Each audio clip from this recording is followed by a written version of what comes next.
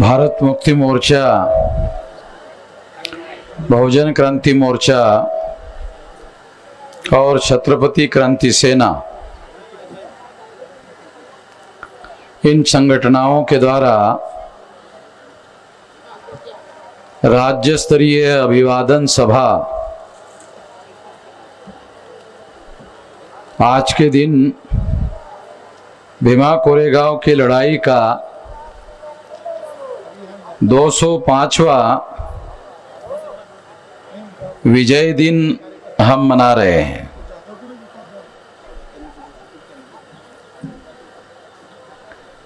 जो भीमा कोरेगांव का विजय स्तंभ है, वहां पर फडणवीस की सरकार ने, आरएसएस की सरकार ने शौर्य दिन लिखा। वो विजय दिन होना चाहिए। हमारे लोग शब्दों के बारे में ध्यान नहीं रखते। लड़ाई, चाकू, छुरी, बंदूक, गोली, इसकी लड़ाई खत्म हो गई। शब्दों से लड़ने की लड़ाई शुरू हो गई है। लोकतंत्र में शब्दों से लड़ाई लड़ी जाती है। आप लोगों ने ध्यान नहीं देखा, ध्यान से ये नहीं किया। पहली बार जब इसको 200 साल हुए थे तो फडणवीस ने फसाद करवाया था। अभी वो डिप्टी चीफ मिनिस्टर है, उसने फसाद करवाया था महाराष्ट्र में। और हमारे आंदोलन के बदौलत फडणवीस को उसकी इंक्वायरी करने के लिए कमीशन बिठाना पड़ा था। उस इंक्वायरी कमीशन के सामने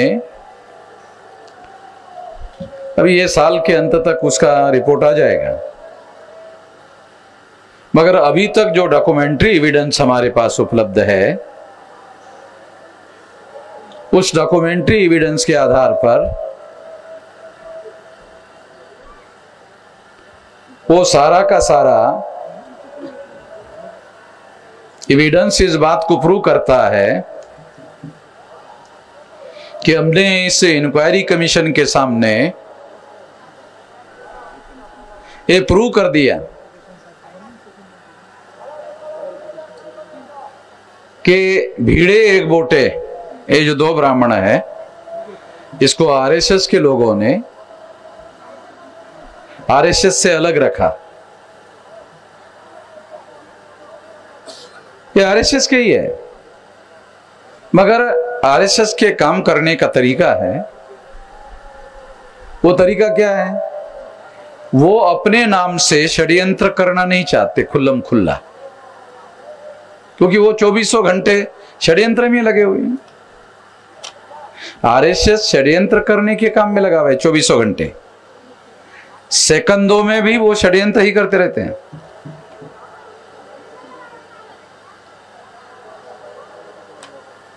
तो ये षड्यंत्र करने वाले जो लोग हैं, वो खुल्लम खुल्ला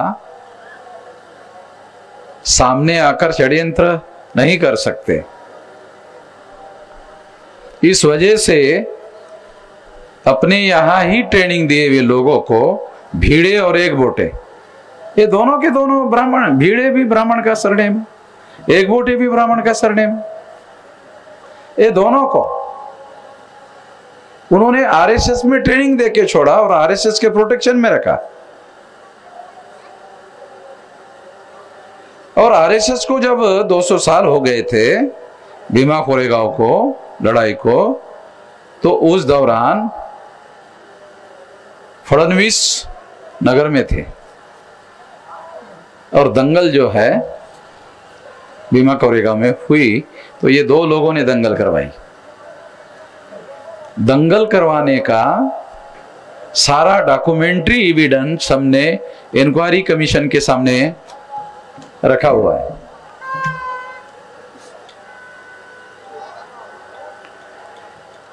अभी नई जानकारी मिली है इंक्वायरी कमीशन के सामने। पहले तो हम लोगों को यही जानकारी थी कि वहां जो दोनों वकीलों का आर्गुमेंट होता था तो वो सारा का सारा रिकॉर्डिंग हो रहा है, ऐसा ही बताया जा रहा था। मगर अभी हम लोगों को लास्ट वीक ऑफ दिसंबर में ये जानकारी मिली कि उसका रिकॉर्डिंग नहीं हो रहा है।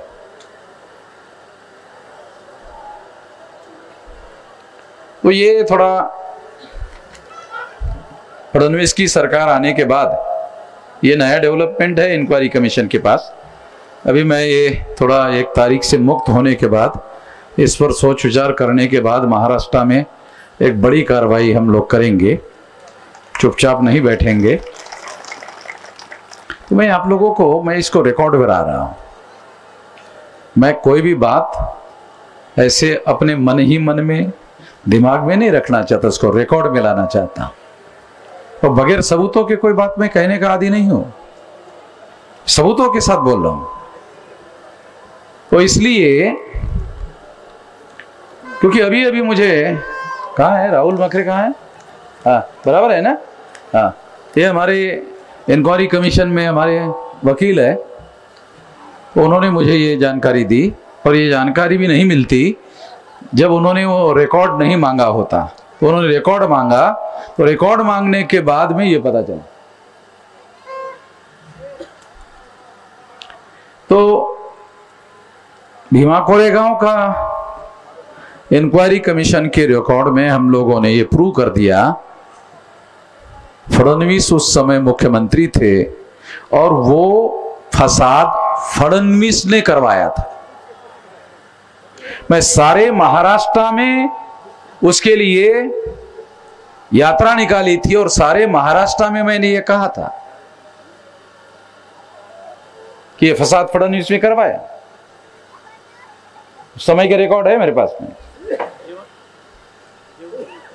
मगर हमने अभी इंक्वायरी कमीशन के सामने ये प्रूव कर दिया एविडेंसेस के आधार पर। बराबर है विलास राहुल? मगर इसके साथ वो जो वीडियो रिकॉर्डिंग का डाटा फडणवीस होम मिनिस्टर बनने के बाद वो डाटा रिकॉर्ड नहीं किया गया ऐसा बताया जा रहा है। तो मेरी आशंका है, मैं इसको रिकॉर्ड करना चाहता हूं। हो सकता है कि वो रिकॉर्ड ना होने की वजह से उसका रिपोर्ट ही उल्टा दिया जाए। राहुल समझ रहे हो क्या? ठीक है, वो ये डॉक्यूमेंट जो है ना, आर्गुमेंट का डॉक्यूमेंट ज्यादा लाइव डॉक्यूमेंट होता है। ये आर्गुमेंट जो है ना, उसका सरकार का वकील, फडणवीस का वकील, हमारा वकील, दोनों का लाइव रिकॉर्ड होता ना, तो सारी दुनिया वालों को भी पता चलता। और जब इसका रिपोर्ट पब्लिश होता तो पब्लिक डोमेन में आता और पब्लिक डोमेन में हमें वो सारा का सारा डॉक्यूमेंट मांगने का अधिकार होता और सारा का सारा वीडियो रिकॉर्ड हमको उनको देना पड़ता। तो पब्लिक डोमेन में जब कोई डॉक्यूमेंट आता है तो वो सारा का सारा देना पड़ता है। ये कानून है संविधान का। हमारे बहुत सारे लोग संविधान के बारे में बड़ा गर्व और गौरव करते रहते हैं, उनको कुछ भी मालूम नहीं है। बाबा साहब ने संविधान लिखा इतना ही मालूम है। क्या लिखा ऐसा पूछो, क्या लिखा? तो वो मेरे मुंह की तरफ देखते, क्या लिखा या तो क्या बता, ABCD का पता नहीं है। तो मैं आप लोगों को आज 205वां ये शौर्य दिन नहीं है, ये फडणवीस ने शौर्य दिन लिखा। आप लोगों को समझ में नहीं आता भाई, वो देखा क्या वहां शौर्य दिन लिखा, वहां पर ये विजय दिन है। बाबा साहब अंबेडकर ने उसका नाम रखा विजय स्तंभ। ये विजय दिन है। मुझे लग रहा था कि आप में से कोई आदमी इसको ऑब्जर्व करते। मैं सचिन कहा है, सचिन कहा इधर आ, तो इसको लेकर जा रहा था मैं वहां, तो मैंने इसको कहा ये विजय दिन में सबसे ऊपर भगवा है क्या? हाँ भगवा है, सबसे ऊपर भगवा, साला विजय हमारा और भगवा सबसे ऊपर। अंग्रेजों का सहारा लेकर उस समय के हमारे लड़ाई लड़ने वाले लोगों ने, डॉक्टर ध्यान रखो, बहुत खास बात बता, पहली बार बोल रहा हूं ये बात, उस समय जो लड़ाई लड़ने वाले जो लोग हैं, उन लोगों ने अंग्रेजों की सहायता लेकर, अंग्रेजों का जो कर्नल था वो तो कह रहा था कि 30,000 लोगों की फौज है, सब मारे जाएंगे, चलो पीछे चलते हैं या सरेंडर करते हैं। तो हमारे पुरखों ने कहा नहीं, मर जाएंगे कोई बात नहीं, ये जो अपमानित जीवन है ये जीने से तो बेहतर है मर जाना बेहतर है। उन्होंने सरेंडर करने के लिए मना किया और वो लड़ाई उन्होंने लड़ी और वो लड़ाई उन्होंने जीती। अंग्रेजों का कर्नल सरेंडर करने की बात कर रहा था और हमारे लोग लड़ने की बात कर रहे थे। अंग्रेज थोड़ी नेतृत्व कर रहे थे, तो हमारे लोग नेतृत्व कर रहे थे, मूल निवासी बहुजन समाज के लोग नेतृत्व कर रहे थे। ये डाटा अवेलेबल है, बराबर है विलास, ये डाटा अवेलेबल है, डाटा के साथ बोल रहा हूं, भारत सरकार ने छापा है, भारत सरकार के डाटा के आधार पर बोल रहा हूं, बगैर सबूत के आधार पर नहीं बोल रहा हूं। और इस आधार पर यह बात मैं आप लोगों को बता रहा हूं कि हमारे लोगों ने नेतृत्व किया, अंग्रेजों ने नहीं, हमारे लोगों ने नेतृत्व किया। तो जो नेतृत्व करते हैं उनकी रणनीति होती है। कितने लोगों को यह समझ में आता है कि जिनका जो नेतृत्व करते हैं उनकी रणनीति होती है। मैं इस आंदोलन का नेतृत्व कर रहा हूं तो मुझे मालूम है ना, नेतृत्व की रणनीति होती है, किसी की नहीं होती है। रणनीति बनाने का ही सबसे बड़ी जिम्मेदारी नेतृत्व की होती है, क्योंकि वो कमांडर होता है, वो सेनापति होता है। तो लड़ाई की रणनीति पहले नंबर पर होती है, लड़ाई दूसरे नंबर पर होती है। जिस लड़ाई की रणनीति नहीं होती है वो लड़ाई न लड़ी जा सकती है, न जीती जा सकती है। तो इसलिए ये बात मैं खास तौर पर लड़ रहा हूं, ये बता रहा हूं। ये जो कोरेगांव, भीमा कोरेगांव के विजय स्तंभ का जो मान सम्मान का मामला जो है, ये बाबा साहब वहां गए थे, बाबा साहब वहां गए थे, बाबा साहब अंबेडकर 3 बार गए थे।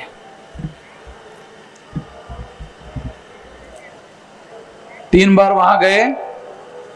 बाबा साहब अंबेडकर के मृत्यु के बाद कोई नहीं गया, गया कोई? जब काशीराम जी को पता चला ये ऐसा ऐसा मामला है, वो पुणे में थे पंजाब के, जब उनको पता चला वो गए, तो वहां उन्होंने जाना शुरू किया, काशीराम जी ने जाना शुरू कर दिया। जब काशीराम जी ने जाना शुरू किया, जब वो महाराष्ट्र और पुणे छोड़ के नॉर्थ इंडिया में चले गए, तो फिर मैंने जाना शुरू किया।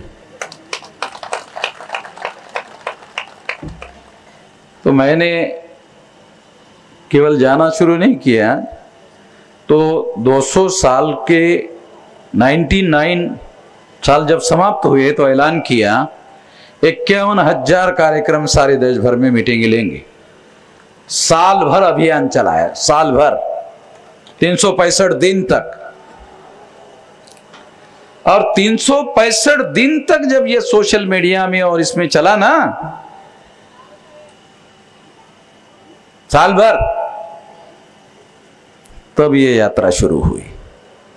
ये यात्रा देख रहे हो है, भक्त लोगों की यात्रा देख रहे हो ना, ये यात्रा तब शुरू हुई, पहले नहीं होती थी। आपको मालूम हो इसलिए बता रहा।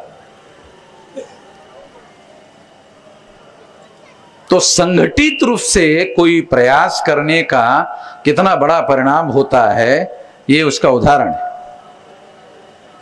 हमारे किन्नर भाई जो है यहाँ आकर बोले कि उनके साथ क्या व्यवहार होता है, तो मैं उन लोगों को भी बताना चाहता हूँ, उनको भी न्याय चाहिए ऐसा वो कह रहे थे यहाँ, तो मैं उनको भी बताना चाहता हूँ, संगठन बनाओ। काहे के लिए चिल्ला रहे हो? उनके साथ क्या हो रहा है क्या नहीं हो रहा है। तो किन्नर लोगों को मैं अनुरोध करता हूँ, संगठन बनाओ। मैं आपको जो चाहिए, आपको जो मदद चाहिए संगठन बनाने के लिए, आपको जो मदद चाहिए। जब सुप्रीम कोर्ट ने किन्नर लोगों को थर्ड जेंडर डिक्लेयर किया, इसका मतलब समझते हो?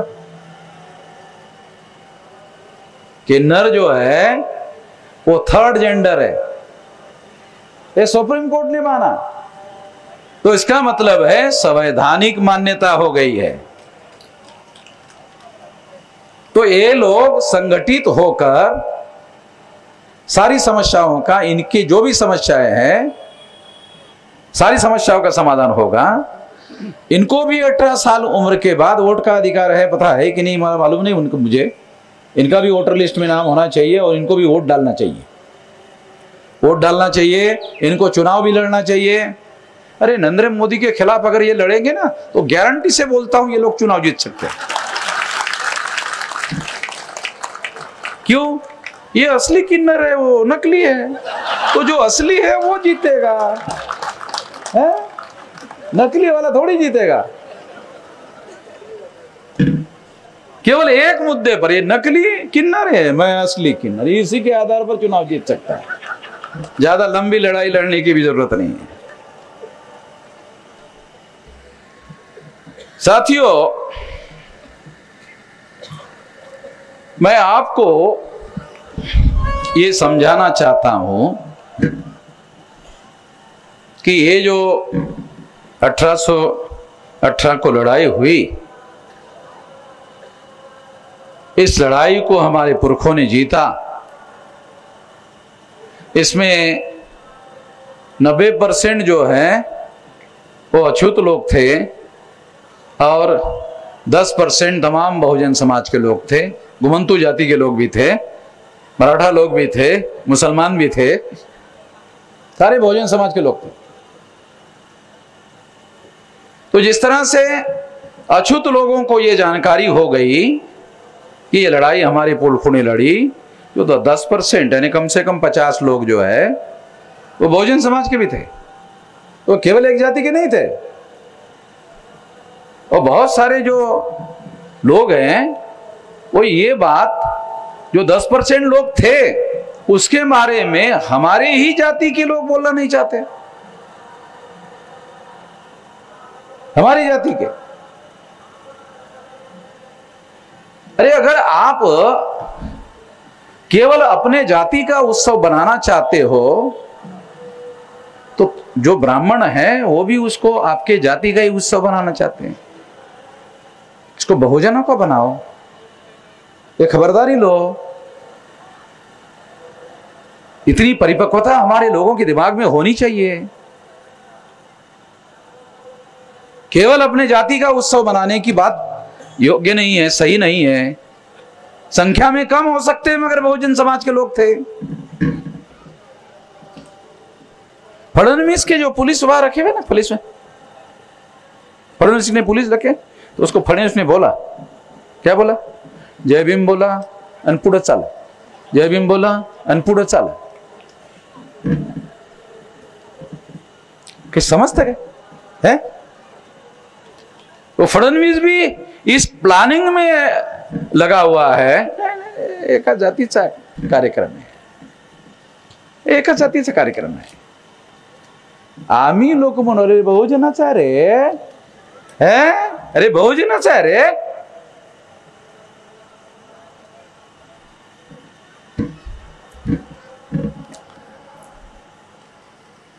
और खास बात हम लोगों को यह समझना होगा कि उस लड़ाई को जीतने के बाद ये सारा रिकॉर्ड अब अवेलेबल हो गया है। जीतने के बाद और ये भी डॉक्यूमेंट्री एविडेंस इकट्ठा हो गया है ये राजा प्रताप सिंह जो छत्रपति शिवाजी महाराज के खानदान का राजा, उसको ब्राह्मणों ने जेल में रखा था, पेशवाओं की जेल में था। ये प्रताप सिंह राजा जो है वो पेशवाओं की जेल में था। और ये जो अंग्रेजों ने 267 एकड़ जमीन जो दिया था ना माड़वतकर को, उसके खानदान का आदमी है। उसने लिखा कि उस लड़ाई में राजा प्रताप सिंह भी था। उसको हमारे लोगों ने पूछा कोई सबूत है? चुप हो गए, कोई जवाब नहीं है। उसको यह भी पूछा जाना चाहिए कि अगर राजा प्रताप सिंह उस लड़ाई में था तो पहला सवाल है वो किसके समर्थन में लड़ रहा था? पेशवाओं के समर्थन में है? साले गधे की औलाद, कोई अक्ल भी होना चाहिए। वो राजा जिसको पेशवाओं ने जेल में डाला, जेल में है, और जेल में है तो लिख रहा है कि वो जेल से निकलकर अपने से निकला है भाई। काय लोमटे आपल्या आपण स्वतःच निघाला जेलमधून चायला है? तो पेशवाओं को उसको जेल से छोड़ना पड़ा होगा ना, छोड़ने का आदेश निकालना पड़ता है। विलास कोई डॉक्यूमेंट मिला? अरे खोटा तरी मिळाला का? खोटा खरा छोड़।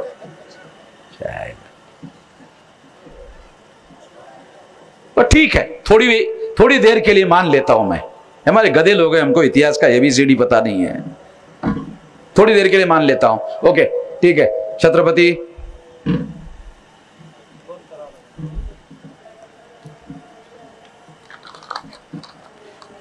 प्रताप सिंह राजे या लड़ाई मध्ये वो उस लड़ाई में शामिल थे। तो हमारे लोगों ने सब लोगों को मारा, राजा कैसे बच गए? अगर नहीं बचा होता तो फिर राजा कैसे हुआ? ये प्रताप सिंह राजा जो है, इस लड़ाई को जीतने के बाद, हमारे लोगों ने लड़ाई जीतने के बाद प्रताप सिंह राजा सातारा के राजा हुए ना। अगर उस लड़ाई में वो राजा था और ब्राह्मणों की तरह वो भी मारा गया था तो वो राजा कैसे हो गया?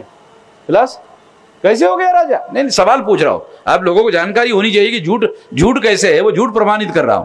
पहली बात तो ये कि पेशवाओं ने ऑर्डर निकाला होगा, कहां है ऑर्डर कि इसको जेल से निकालो, जेल से निकालकर युद्ध मैदान में भेजो। तीसरा, ये युद्ध मैदान में जिन्होंने उसको जेल में डाला उनके समर्थन में लड़ाई लड़ेगा। साला हैरान करने की बात, जिन पेशवाओं ने उनको जेल में डाला उसके समर्थन में प्रताप सिंह राजा लड़ाई लड़ेगा और उस पेशवाओं को विजयी बनाएगा। विजयी क्यों बनाएगा? क्योंकि पेशवा विजयी होने के बाद प्रताप सिंह राजा को दोबारा जेल में डाले ताकि उसको विजयी बनाया जा सके। अरे गधे की साली, गधेपन की हद होनी चाहिए भाई, मूर्खता की, गधेपन की हद होनी चाहिए। आदमी को लिमिट में गधा होना चाहिए, लिमिट में गधा होना चाहिए, मगर इतना गधा नहीं होना चाहिए कि लिमिट के बाहर गधा हो। ये तो लिमिट के बाहर गधा होने का मामला है, इसका कोई लिमिट नहीं है। तो इसलिए ये बात मैं आप लोगों को बता रहा हूं। सरकार ने देखो, ये पैदल चलने वालों के लिए इंटरनेट बंद नहीं किया। पता है आप लोगों को इंटरनेट बंद है? पता है ना? हमारा स्पीच सारे देश के लोग ना सुने इसके लिए इंटरनेट बंद किया। क्योंकि हम सबूतों के साथ बोलते हैं। और ये आज तक प्रताप सिंह राजा का जो चैप्टर है गायब कर दिया था इतिहास में। प्रताप सिंह कौन? प्रताप सिंह कहां का, किधर है? गायब ही कर दिया इतिहास में से। प्रताप सिंह नाम का चैप्टर ही गायब कर दिया। वो चैप्टर ओपन कर दे, जो इतिहास से चैप्टर ही गायब कर दिया था वो चैप्टर ओपन कर रहे। वो भयंकर चैप्टर है, मराठा लोगों को भी पता नहीं है। जो इतिहासकार है मराठा के, उनको पता नहीं है। अरे इतिहासकार तो थोड़ा बहुत दूर के होते हैं, जो अभी राजा के वारिस है ना, राजा के वारिस खानदान के लोग। तो विलास ने उनको पूछा कि उनकी समाधि कहां है, बोलते हमको पता नहीं है। तुमको मालूम होगा तो हमको बताओ। अरे हम तो ढूंढेंगे, अभी तो मालूम हुआ, अभी तो वहां उत्तर प्रदेश सरकार को, वहां के जिलाधिकारी को, वाराणसी को लिखेंगे, सारा डॉक्यूमेंट इकट्ठा करेंगे। वो राजा था तो समाधि का कोई ना कोई एविडेंस जरूर होगा, वो डिस्ट्रिक्ट रिकॉर्ड में जरूर होगा।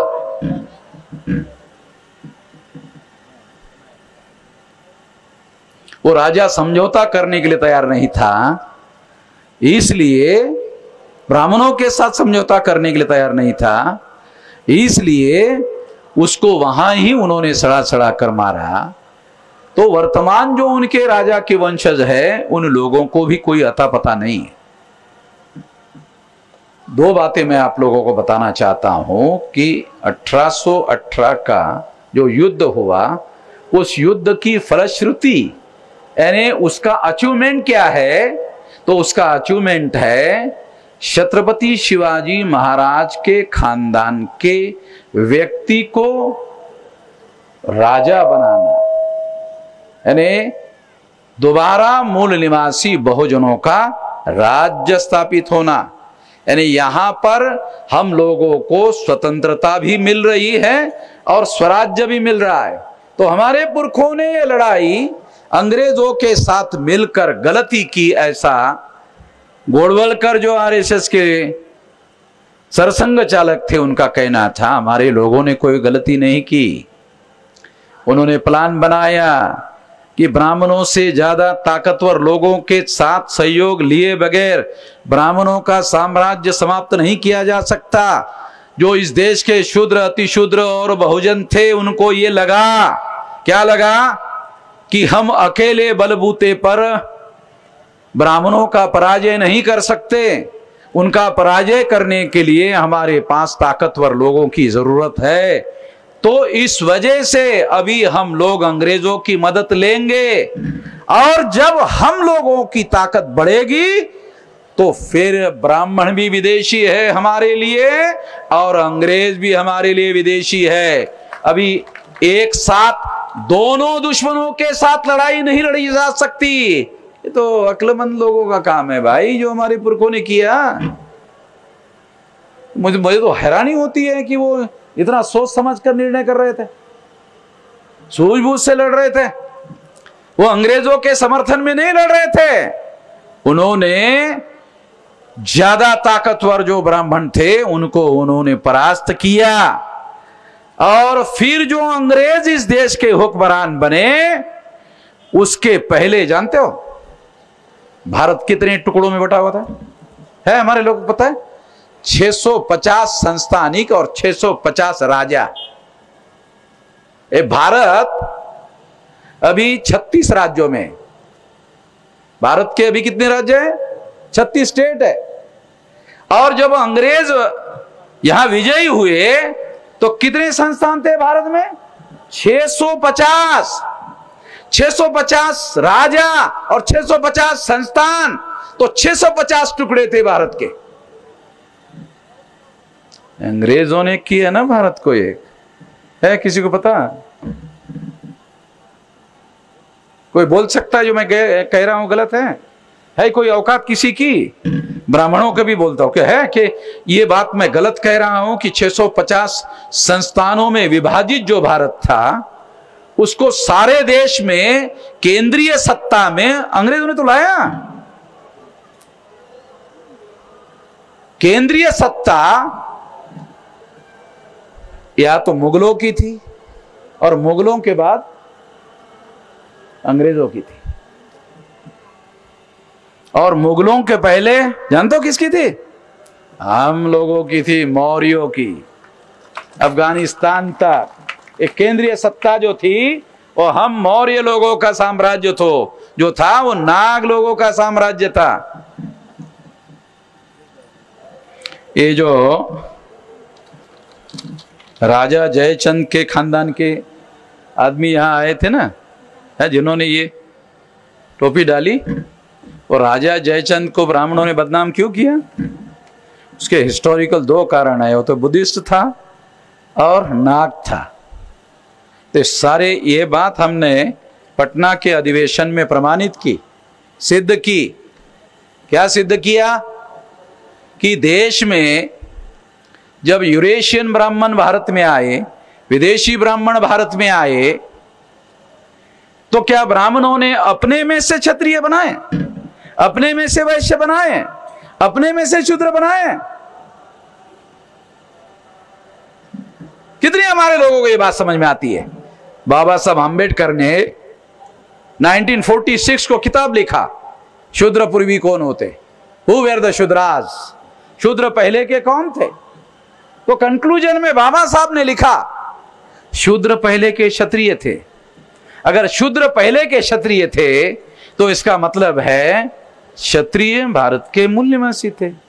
अबे राहुल समझ में आ रहा क्या? विलास, ए हु वेर द शूद्रा नाम का जो ग्रंथ बाबा साहब ने लिखा कि शूद्र पूर्व के कौन थे, तो उन्होंने लिखा कंक्लूजन में लास्ट में शूद्र पहले के क्षत्रिय थे। अगर भारत के वर्तमान शूद्र भारत के मूल्यवासी है और शूद्र पहले के क्षत्रिय थे, इसका मतलब बाबा साहब आंबेडकर कह रहे हैं कि क्षत्रिय मूल्यवासी थे। ये बाबा साहब आंबेडकर ने 1946 में जो शूद्र पहले कौन थे जो ग्रंथ लिखा, उसका कंक्लूजन है। तो क्षत्रिय पहले के शूद्र थे, क्षत्रिय पहले के मूल निवासी थे। इसको हमने और ज्यादा विस्तार देकर प्रमाणित किया कि वो मूल निवासी क्यों थे? क्योंकि वो नाग थे। ये विलास खरात ने 3 ग्रंथ लिखे। क्या है क्यों किताब? 3 ग्रंथ, 3 खंड लिखे। कुछ लोगों ने लिए होंगे, यहां आए हुए।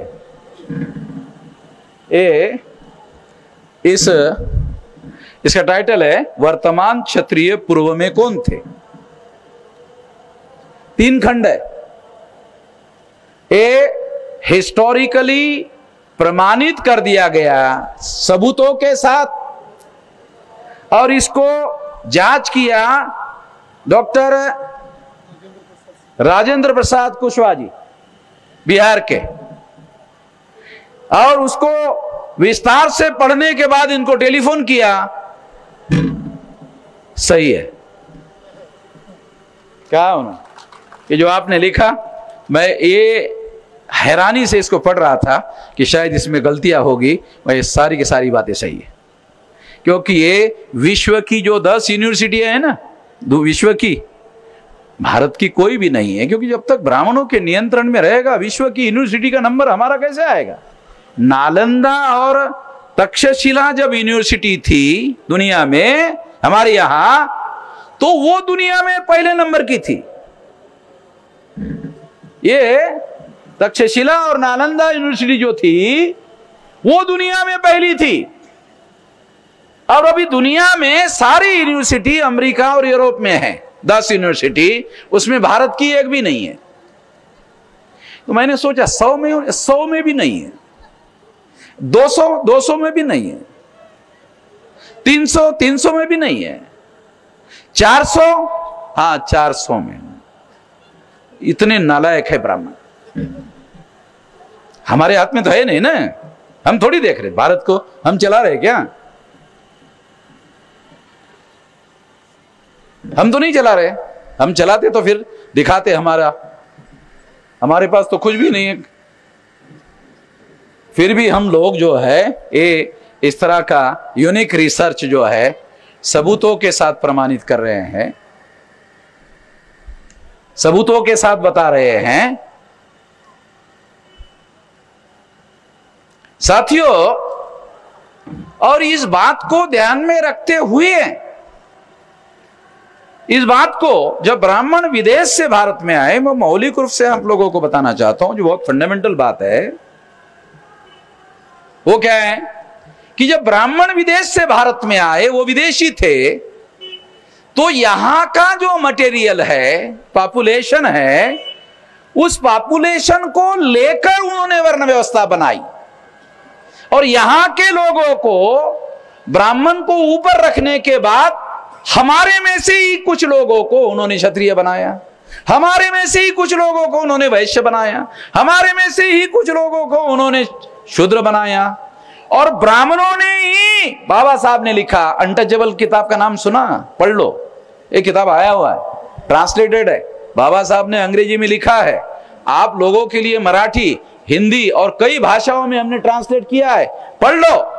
अनटचेबल ये भी ब्राह्मणों ने बनाया। यानी अछूत जो है, इंडियन पीनल कोड में ऐसी कोई सजा नहीं है जो generation to generation, generation to generation, generation to generation, generation to generation मिले। इंडियन पीनल कोड में ऐसी कोई सजा नहीं है। पुलिस वालों को पता ही नहीं है, इधर पुलिस वाले बैठे हुए हैं, कि कोई सजा जनरेशन टू जनरेशन हो सकती है, ऐसा कोई इंडियन पीनल कोड में व्यवस्था ही नहीं है। मगर ये अस्पृश्यता की जो सजा है, ये जनरेशन टू जनरेशन, एक जनरेशन को नहीं, तमाम 2000 साल हो गए। कितने एग्जैक्टली साल हो गए? तो ईसा पूर्व 185 को सम्राट बृहदत्त मौर्य की हत्या की पुष्यमित्र शुंग नाम के ब्राह्मण ने।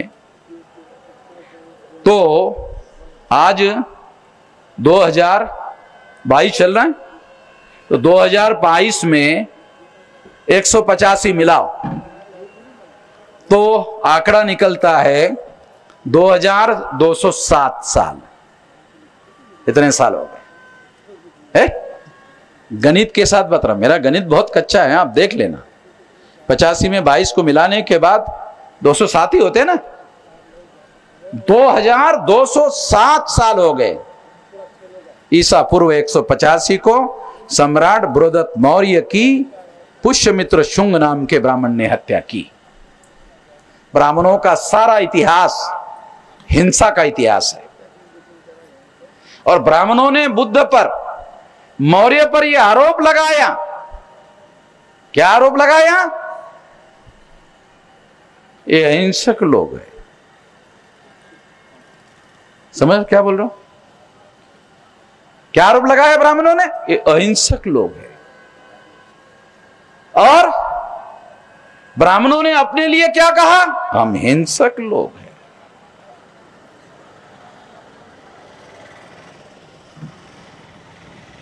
अब इंडियन पिनल कोड में हिंसा करने वालों के लिए क्या है? हैं? तो पुलिस वालों को पूछो तो मीसा वीसा है क्या? है? इसकी जमानत नहीं होती। तो सारा का सारा ब्राह्मण समाज जो है वो हिंसा का समर्थन करता है। वो परशुराम के हाथ में है इतना बड़ा। मैं कार्यक्रम लेने के लिए गया राखीगढ़ी में, फिलहाल बराबर, वहां वो जय हिंद ब्राह्मण है, परशु लेके खड़ा है, वामन में शाम को नहीं आने देंगे। है डुप्लीकेट रहे, यहां कुछ रहे, मगर उसने वहां आने नहीं दिया। तो उसका मैं क्या जवाब दे सकता हूं? उन्होंने सोचा नहीं। मैं दिमाग से बाबा साहब आम्बेडकर का अनुयायी हूं, दिमाग से काम करता हूं, बददिमाग आदमी नहीं हूं। तो 3.5 लाख लोग लेकर गए आरएसएस के हेडक्वार्टर पर। हैं?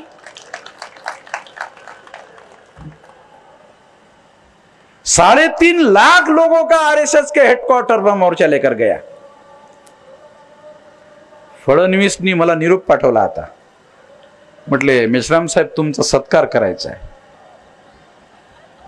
चाहेला म्हटलं फडणवीस माझा सत्कार करते कशासाठी? मी तुमच्या ढोंगणात लाथा मारून राहिलो आणि तुम्ही माझा सत्कार करता विचारला, आश्चर्यच आहे. हे तुमच्या ढोंगणात लाथा मारल्याच्या बद्दल करून राहिले का? कशाबद्दल करून राहिले?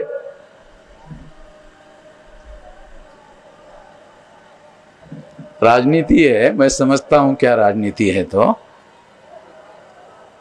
मैं आप लोगों को बात समझा रहा हूं, बता रहा हूं कि ये लड़ाई जो हम लोगों ने जीती, तो इसका सबसे पहला बेनिफिट प्रताप सिंह राजा जो पेशवाओं के जेल में थे, वो जैसे ही पराजित हुए राज अंग्रेजों का आ गया. जब अंग्रेजों का आ गया और हमारे लोग में ये अंडरस्टैंडिंग था, वो राजा को आजाद करने के लिए वो लड़ाई लड़ रहे थे. ऐसे डॉक्यूमेंट अभी उपलब्ध हो गए. तो इसका मतलब है हमारे लोग अंग्रेजों के समर्थन में नहीं लड़ रहे थे. हमारा राजा जो है आजाद हो जाए तो हमारा राज स्थापित हो जाए, तो बहुत सोच समझ कर लड़ रहे थे. ये तो पहली बार ये डॉक्यूमेंट सामने आए हैं. इसके पहले ये डॉक्यूमेंट सामने नहीं आए. इसके पहले तो यही कहा जाता था. इवन बाबा साहब आम्बेडकर का भी स्पीच अवेलेबल है. बाबा साहब आम्बेडकर का भी स्पीच अवेलेबल है कि वो इस बात को गौरव की बात नहीं मानते थे, मगर हमारे लोगों के लिए गौरव की बात है, ऐसा वो कहते. दोनों बातें लिखी हुई है रिकॉर्ड में. बाबा साहब आम्बेडकर का खुद का स्टेटमेंट है. मगर आज विलास करात ने जो सबूत लाया, हमारे लोग किसी मकसद को लेकर लड़ रहे थे. अंग्रेजों का राज स्थापित करने के लिए नहीं लड़ रहे थे. राजा को उन्होंने आजाद कराया, राजा का राज्य स्थापित किया. अंग्रेजों का राज स्थापित होने से सारे देश भर में अंग्रेजों का राज स्थापित हुआ. 650 संस्थान, 650 भारत के टुकड़े इकट्ठा हुए, एक संघ भारत हुआ. और जब 15 अगस्त 47 को भारत आजाद हुआ, तो विशाल भारत आजाद हो गया.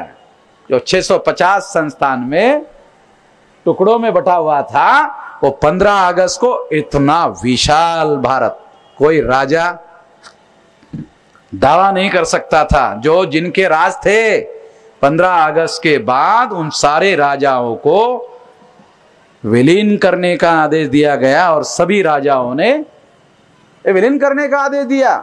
और जिन राजाओं ने विलीन करने के लिए मना किया, बाबा साहब अम्बेडकर लॉ मिनिस्टर थे.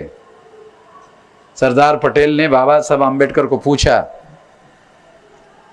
कि क्या करे, ये निजाम मना कर रहा है, हैदराबाद का निजाम है ना, वो मना कर रहा है, क्या करे. बाबा साहब को पूछा. बाबा साहब को शिक्षा संस्था शुरू करने के लिए 45 में औरंगाबाद में निजाम का राज था. तो 211 एकड़ निजाम से जमीन लिया बाबा साहब ने. बाबा साहब को पूछा, होम मिनिस्टर सरदार पटेल ने, बाबा साहब अम्बेडकर लॉ मिनिस्टर थे, पूछा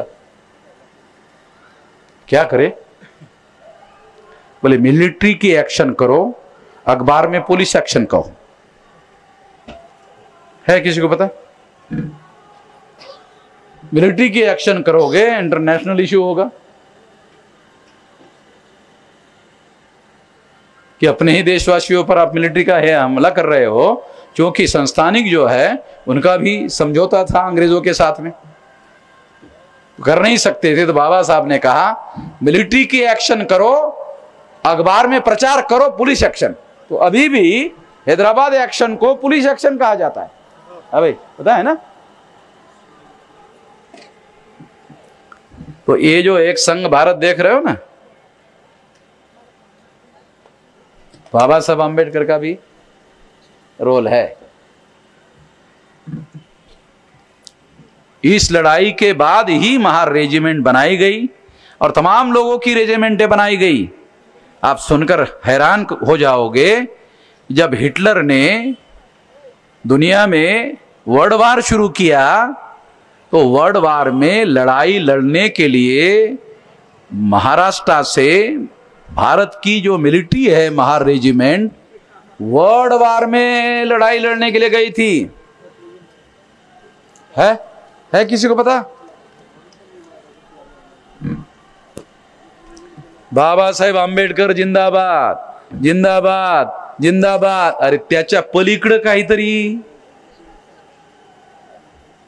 बाबासाहेब आंबेडकरांना तुम्ही गुरु मानता म्हणून तुम्ही जिंदाबाद म्हणता, ते बरोबर आहे. पण बाबासाहेबांचा गुरु बुद्ध, बाबासाहेबांचा गुरु ज्योतिराव फुले, बाबासाहेब आंबेडकरांचा गुरु कबीर, बाबासाहेब आंबेडकरांनी एकदा तरी म्हणलं का रे जय बुद्ध जय कबीर जय फुले? एकदा तरी म्हटलं का? आहे काय अवेलेबल आहे का? एकदाही नाही म्हटलं. मग काय केलं? करत होते, दररोज करत होते.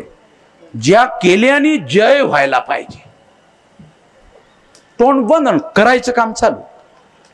अरे काही तर शिकलं पाहिजे ना. करायचं, केलं, करना होगा, कुछ करना होगा जिससे जय हो, जिससे विजय हो.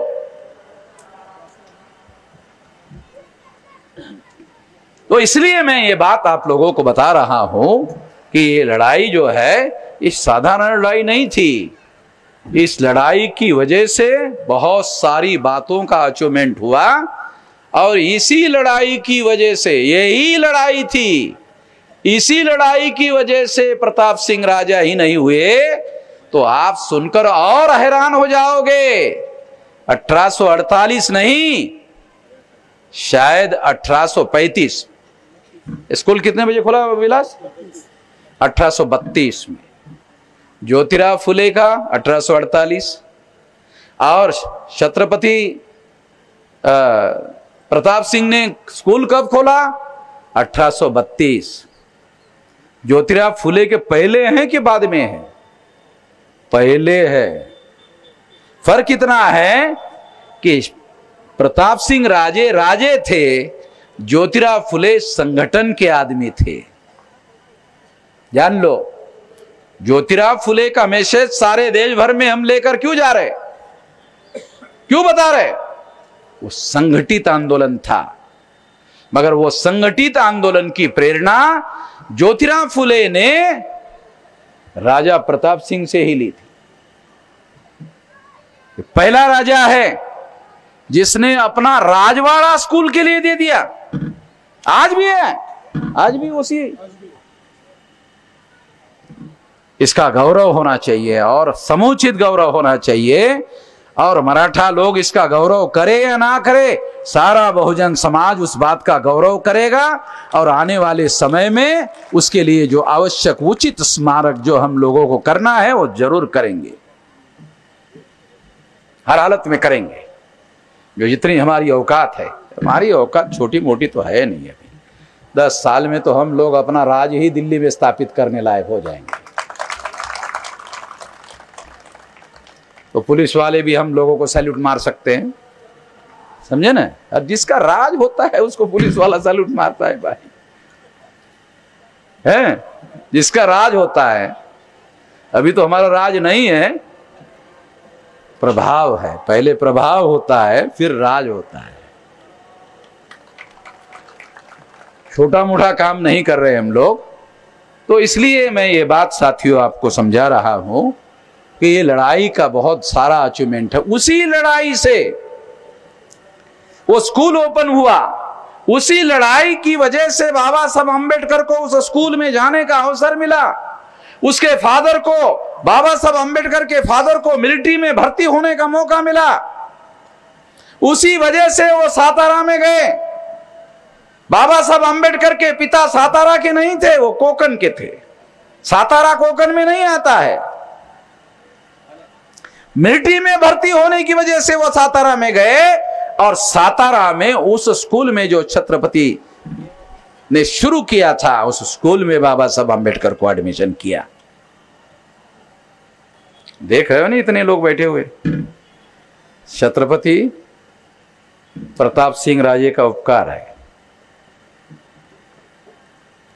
छोटी बात नहीं है, कितनी बड़ी बात है. ये इतिहास आज तक ब्राह्मणों ने योजना बनाकर, प्लान बनाकर दबा कर रखा. अब जितना षड्यंत्र करके दबा के रखा उतना तेजी से लोगों को बताना होगा.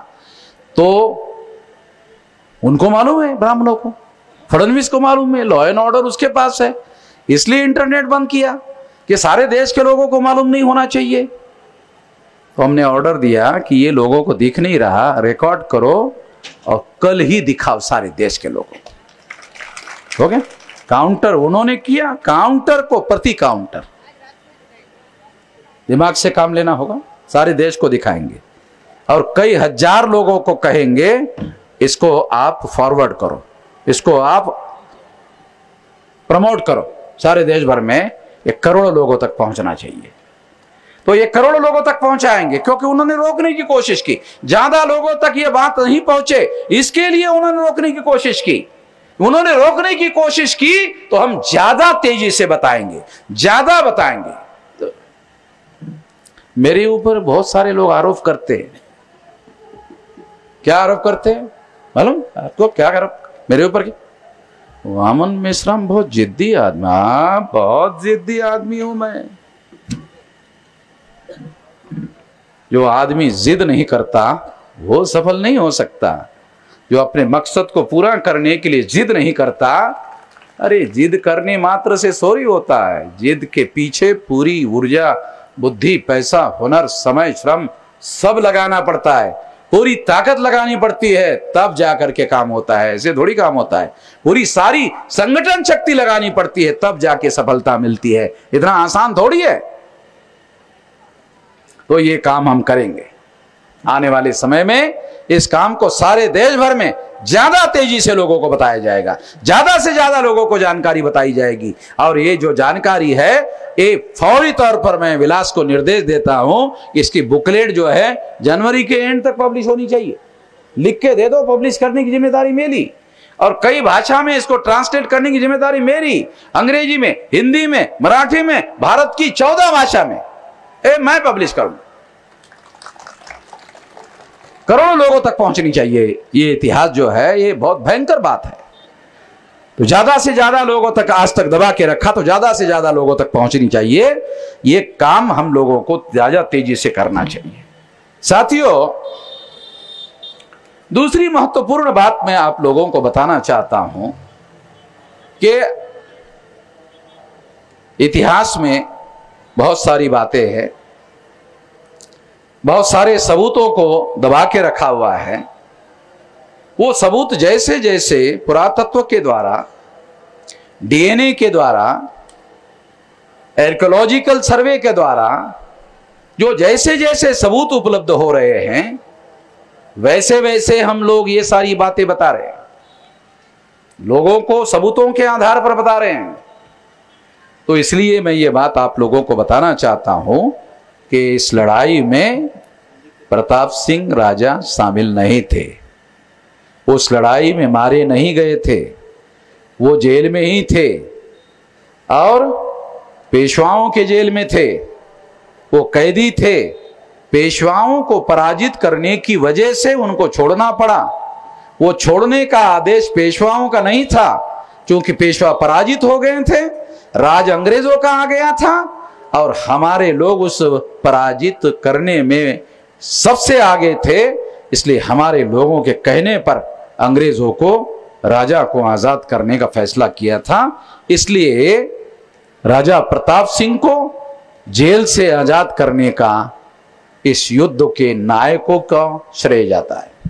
उन लोगों ने प्रताप सिंह राजा को, जो छत्रपति शिवाजी महाराज के वंशज थे, वो इसके हकदार है, श्रेयदार है। तो महाराष्ट्र के जो मराठा कम्युनिटी के लोग हैं, उन लोगों को ये बात ध्यान रखना होगा। उन लोगों को, जो उनके खानदान के लोग बचे हुए राजा के, उनको भी ये बात ध्यान रखना होगा। वो लोग इस बात को सामने लाएंगे कि नहीं लाएंगे, इसके तो मुझे डाउट है, मगर हम लोग ये काम जरूर करेंगे और ज़्यादा तेजी से और ज़्यादा जोरदार तरीके से करेंगे। ये बात खास तौर पर मैं आप लोगों को बताना चाहता हूँ। साथियों, ये जो पूना के जो पेशवा ब्राह्मण थे, ये ब्राह्मण यहां से, अभी विलास ने बताया कि ये नागपुर गए थे और वहां का भोसले राजाओं का राज उन्होंने खालसा किया, खत्म किया। तो इसलिए मुझे ऐसा लगता है कि आरएसएस की स्थापना पूना में होने के बजाय ये नागपुर में कैसे हुई साला, मुझे अब इसका जवाब ही नहीं मिलता था। तो मुझे लगता है अभी जवाब इसमें उसका जवाब है कि ये जो पुना के ब्राह्मण, पेशवा ब्राह्मण जो थे वो वहां नागपुर में, और उन्हीं के खानदान के ये लोग रहे होंगे जिन्होंने आरएसएस बनाई। और उन आरएसएस पुना से बननी चाहिए थी, नागपुर से कैसे बनी? तो ये पेशवा के लोग थे, ये उन्होंने ही आरएसएस बनाई। तो आज देश में जो राज है ये आरएसएस के लोगों का राज है, भाजपा के लोगों का, नरेंद्र मोदी का राज नहीं है। नरेंद्र मोदी तर मराठी मध्ये बुजगाव नाही रे, है बुजगाव नाही। आपले शेतकरी शेतीमध्ये असं गाडतात ना, है मग पक्षी येतात, मग बघतात अरे शेतकरी आहे, नसतो का शेतकरी? नाही, कोण असतो? बुजगाव ना, हे नरेंद्र मोदी आहे। बुजगाव नाही, हे आरएसएसचं बुजगाव नाही। तेव्हा हम लोगों को याद रखना होगा कि ये नरेंद्र मोदी नहीं जिससे हम लड़ रहे हैं, नहीं, इससे क्या लड़ने का? नरेंद्र मोदी ये थोड़ी लड़ने का, तो हमारा ही बैकवर्ड है। नरेंद्र मोदी हमारा ही बैकवर्ड है, आरएसएस के लोग उसका इस्तेमाल कर रहे हैं। लड़ाई आरएसएस वालों से ही है, किसी और से नहीं होगी, आरएसएस वालों से होगी। जब मैं नागपुर में 3.5 लाख लोगों का मोर्चा लेकर गया तो बहुत सारे लोगों ने मुझे सलाह दिया, अरे वामन मेश्राम गधा आदमी है, संसद में जाना चाहिए, तो नागपुर में आरएसएस के हेडक्वार्टर पर जा रहा है। जब मैं 3.5 लाख लोग गया और वहां आरएसएस के लोग हेडक्वार्टर को चाबी लगाकर, लॉक लगाकर जब भाग गए ना, तब हमारे लोगों को अकल आई, अरे वामन मेश्राम का ही बराबर है। अबे ये जो दिल्ली में बैठे हुए लोग हैं ना, और महाराष्ट्र में ये शिंदे बिंदे, अरे ठेवलेला आहे ते, ठेवलेला समजते ना, मराठीतल्या लोकांना समजते है ते, बघा त्याला समजले, हे ठेवलेलं आहे ते असं टिळा लावून, है तो ये थोड़ी राज करने वाले लोग हैं, ये राज करने वाले लोग नहीं है। तो असली आरएसएस वाले लोग हैं, ये असली जो है आरएसएस वाले लोग हैं, और इन्हीं लोगों से हम लोगों को लड़ना होगा। ये हम लोग समझते हैं, हम लोगों को मालूम है किससे लड़ना है, किससे नहीं लड़ना है। किसी से भी नहीं लड़ने का, अपने लोगों को सामने करते हैं तो अपने लोगों को सामने करते हैं, तो उन लोगों से नहीं लड़ने का। जो सामने करने वाले लोग होते हैं, जो पर्दे के पीछे रहते हैं, उनको ढूंढकर उसके साथ लड़ना होगा, और उसको हम बहुत अच्छी तरह से जानते हैं, उसको हम अच्छी तरह से जानते हैं, और इसलिए ये लड़ाई हम लोग लड़ रहे हैं, और उन्हीं लोगों से लड़ रहे हैं जिनसे लड़ना चाहिए। साथियों, उस लड़ाई में जो बहुत सारे लोग हैं जो ये कहते हैं कि प्रताप सिंह राजे थे, अरे उस फौज का सेनापति बापू गोखले नाम का ब्राह्मण था। छत्रपति शिवाजी महाराज ने ब्राह्मणों को प्रधानमंत्री बनाया। बहुत खास बात बता रहा हूं, छत्रपति शिवाजी महाराज कितने बुद्धिशाली व्यक्ति थे कि उन्होंने ब्राह्मण को प्रधानमंत्री बनाया, सेनापति नहीं बनाया। आया समझ में? छत्रपति शिवाजी महाराज ने, ससानी साहब, छत्रपति शिवाजी महाराज ने पेशवा बनाया, प्रधानमंत्री बनाया, सेनापति नहीं बनाया। क्यों? सेना और सेनापति अगर हमारा है तो बाकी राज अपने हाथ में ही रखा जा सकता है, अपने नियंत्रण में ही रखा जा सकता है। जो लोग ऐसा कहते हैं कि वहां प्रताप सिंह राजे थे, अरे सेनापति बापू गोखले था, 30,000 की फौज लेकर पूना से आया था भीमा कोरेगांव में, और रात के 2 बजे ब्राह्मण जो फौजी थे उसमें कोई मराठा नहीं था, ब्राह्मण थे, फौजी थे। क्योंकि ब्राह्मणों को क्यों फौज में भर्ती किया था और गैर ब्राह्मणों को क्यों नहीं किया था? पेशवाओं को ये डर था कि अगर दूसरे लोगों की फौज को बनाया, मराठा लोगों की फौज बनाया, तो वो लोग इंटरनल सैबोटेज कर सकते हैं, विद्रोह कर सकते हैं। इसलिए मराठा लोगों को फौज में नहीं भर्ती किया, ब्राह्मणों को फौज में भर्ती किया। अब जब रात के 2 बजे ब्राह्मणों को 30,000 में से 30,000 ब्राह्मणों को मालूम हुआ कि वो 500 लोगों में सिद्धनाथ है, सिद्धनाथ है, मालूम हुआ ब्राह्मणों के फौज को मालूम कि सिद्धनाथ है। 2000 ब्राह्मण नाम सुनकर ही भाग गए।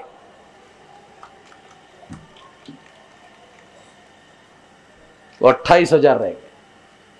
बहुत सारे लोगों को पता ही नहीं चला ये 30,000 थे, 28 कैसे हो गए, 28 कैसे हो गए। 2000 भाग गए थे सिद्धनाथ का नाम सुनकर। उनको मालूम था, उसका पहला पराक्रम भी उन्होंने देखा हुआ था, मालूम था।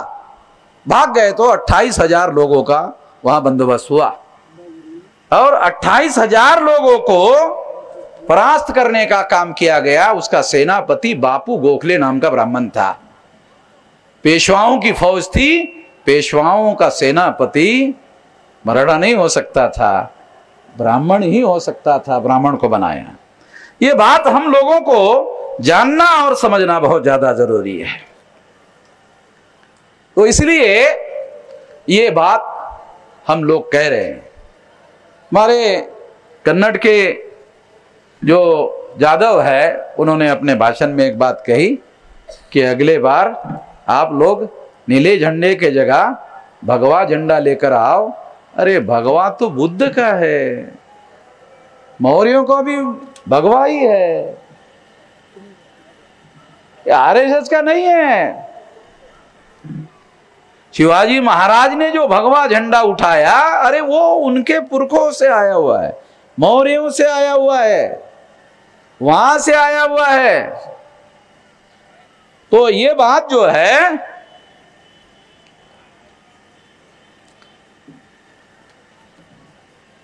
तो ये बात हम लोगों को समझना होगा कि ये भगवा जो है ये हमारा ही है। अरे ब्राह्मण विदेश से आए तो जमीन के ऊपर ऊपर आए ना, जमीन के नीचे क्या है, वो तो सारा हमारा ही है। तो इस जमीन पर देखो, सिंधु घाटी सभ्यता से इस देश में संस्कृति का प्रारंभ हुआ, तो उसके बाद बुद्ध का दिखाई देता है इतिहास, उसके बाद मौर्य का दिखाई देता है। मौर्य चंद्रगुप्त मौर्य से लेकर 10 राजा हुए, आखिरी राजा सम्राट बृहदत्त मौर्य, उसको आखिरी राजा को मारा, तब तक जो है वो सब हम लोगों का ही था, हम लोगों का ही था सारे देश भर में। तो इस तरह से सारे देश भर में हम ही लोगों का राज था। तो जब भारतीय संस्कृति और सभ्यता की बात बोली जाती है, लिखी जाती है, तो तब भारतीय सभ्यता का मतलब वर्ण व्यवस्था की सभ्यता नहीं, जाति व्यवस्था की सभ्यता नहीं, अस्पृश्यता की सभ्यता नहीं है। नरेंद्र मोदी को कौन बोलेगा भाई? नरेंद्र मोदी भारतीय सभ्यता, भारतीय अरे तो बामनापासून सुरू नाही होत रे नम्या, है? अरे तो तिकडून सिंधू घाटीपासून सुरू होते। यायला त्याला काही इतिहासाचा ही माहित नाही। हे जेवढं बामनं लिहून देतात, पाठांतर पण जबरदस्त आहे, मानावं लागेल चालेल। नमो का पाठांतर बहुत जबरदस्त है आणि मिठ्ठू सारखा एवढा जबरदस्त बोलतो, हा वाटत सुद्धा नाही की मिठ्ठू सारखा बोलून राहिला। तो ये बात मैं खास तौर पर आप लोगों को बता रहा हूं, और ये ब्राह्मणों का रिकॉर्ड है। वो सारी सत्ता उनके नियंत्रण में है, मगर वो दिखाते रहते हैं कि ये नहीं हमारा नहीं है, दूसरे लोगों को सामने करते हैं। आखिरी बात कहकर मैं अपनी बात समाप्त करना चाहता हूं, रिपीट करके दोबारा बता रहा हूं कि ब्राह्मण जब भारत में विदेश से भारत में आए, डीएनए के अनुसार यह प्रमाणित हो गया है, ब्राह्मण का डीएनए यूरेशियन लोगों का है। यूरेशिया से भारत में आए तो इन लोगों ने यहां की प्रजा जो है, यहां की प्रजा से, यहां की जो प्रजा है वहां से उन्होंने क्षत्रिय, वैश्य, शूद्र, अछूत, आदिवासी, नॉमेडिक टाइप, ये सारे के सारे ये ब्राह्मणों ने बनाए हुए हैं। ये रिपीट करके बता रहा हूं। इसीलिए ये लोग मूल निवासी है, उनका डीएनए विदेशी नहीं है। अगर ब्राह्मण से बनाया होता तो विदेशी मिलता, ये नहीं मिल रहा है तो इसकी वजह है ये यहां की प्रजा से हुई बनाया, तो इसलिए वो सारा का सारा, वो सारे के सारे जो आज सारे देश भर में क्षत्रिय है वो मूल रूप से नाग लोग है। नवल वियोगी का किताब ले लो, आर्कियोलॉजिकल सर्वे ऑफ इंडिया का डेप्टी डायरेक्टर था, आर्कियोलॉजिकल सर्वे ऑफ इंडिया का डेप्टी डायरेक्टर, उसने किताब लिखा the Nagas the ancient ruler of India. ले लो, किताब है लिखित, और छोटे आदमी का नहीं, ये आर्कियोलॉजिकल सर्वे का डेप्यूटी डायरेक्टर ने प्रमाण, पुरातत्व के प्रमाण के आधार पर प्रमाणित किया कि एंशिएंट रूलर जो थे भारत के, नाग लोग थे। नाग लोगों ने राजनीतिक संस्थाओं का निर्माण किया। ब्राह्मणों के नाम पर एक भी सबूत उपलब्ध नहीं है कि उन्होंने मानव जाति के विकास के लिए किसी संस्था का विकास किया। ब्राह्मणों के नाम पर कोई ऐसा सबूत उपलब्ध नहीं है जिसके आधार पर यह कहा जा सके कि ब्राह्मणों ने मानव जाति के विकास के लिए किसी संस्था का निर्माण किया। उन्होंने मानव जाति को 4 टुकड़ों में बांटा, ब्राह्मण, क्षत्रिय, वैश्य, शूद्र। फिर 6247 जाति के टुकड़ों में बांटा। 1703 अछूत जाति के टुकड़े हैं, 801 आदिवासी के टुकड़े हैं, 3743 ओबीसी के टुकड़े हैं। ये उनका इतिहास है, और ये इतिहास घृणा का इतिहास है। ये दुनिया में कोई ऐसी कम्युनिटी नहीं है, कोई ऐसा समूह नहीं है जो इतने जगह पर विभाजित करने वाले हो। इसलिए ब्राह्मण 24 घंटे डरे रहते हैं, पता नहीं हमारा क्या होगा। ब्राह्मण 24 घंटे डरे रहते हैं, राज उनका ही है मगर डरे रहते हैं, पता नहीं हमारा क्या होगा। जब भी अपने बच्चों को विदेश को पढ़ने के लिए भेजते तो बेटे को बोलते हैं बेटा उधर ही रहना, लगे हो सके तो हमें कोई बुला लेना। तुम अभी जा रहे हो पढ़ने के लिए, डिग्री लेना, उधर ही जॉब लेना, उधर ही बस जाना,